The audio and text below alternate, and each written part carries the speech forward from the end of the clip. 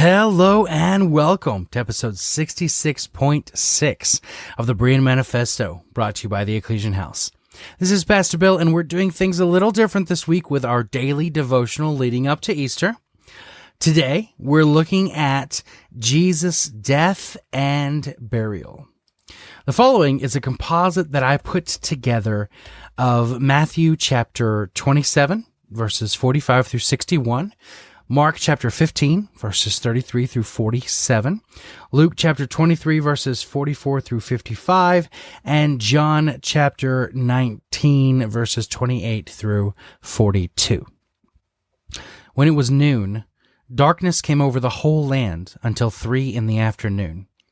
And at 3, Jesus cried out with a loud voice, Eloi, Eloi, lema sabachthani, which is translated, my God, why have you abandoned me?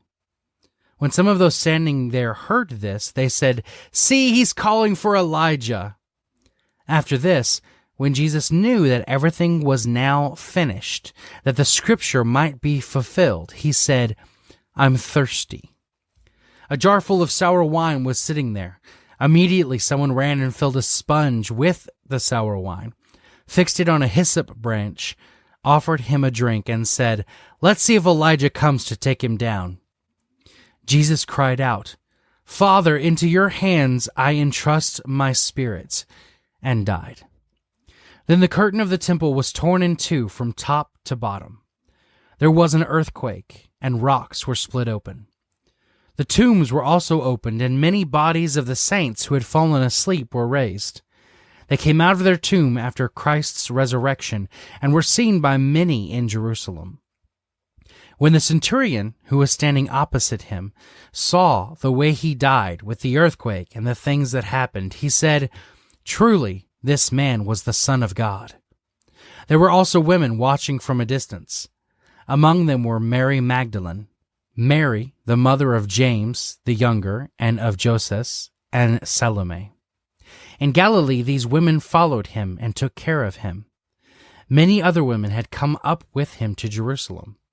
Since it was the day before the Sabbath, the Jews did not want the bodies to remain on the cross on the Sabbath, so they requested that Pilate have the men's legs broken, and that their bodies be taken away.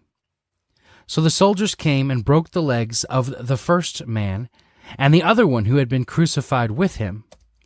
When they came to Jesus, they did not break his legs, since they saw that he was already dead. But one of the soldiers pierced his side with a spear, and at once blood and water came out. He who saw this testified, so that you also may believe. His testimony is true, and he knows he is telling the truth. For these things happened so that the scripture would be fulfilled, not one of his bones will be broken. Also, another scripture says, They will look at the one they pierced. When it was already evening, because it was the day of preparation, that is, the day before the Sabbath, Joseph of Arimathea, a prominent member of the Sanhedrin who had become a disciple of Jesus, but kept it secret for fear of the Jews, came and boldly went to Pilate and asked for Jesus' body. Pilate was surprised that he was already dead.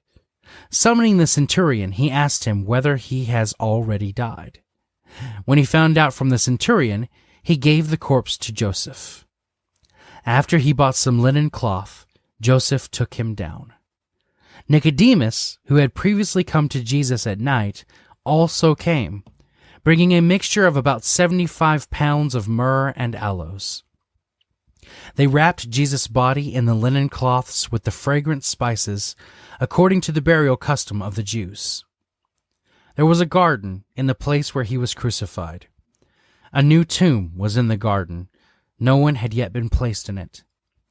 Then he laid him in a tomb cut out of the rock and rolled a stone across the entrance to the tomb. Mary Magdalene and Mary, the mother of Joseph, were watching where he was laid. For some reflection on the passage today, go download the free devotional. This is Pastor Bill saying, until tomorrow.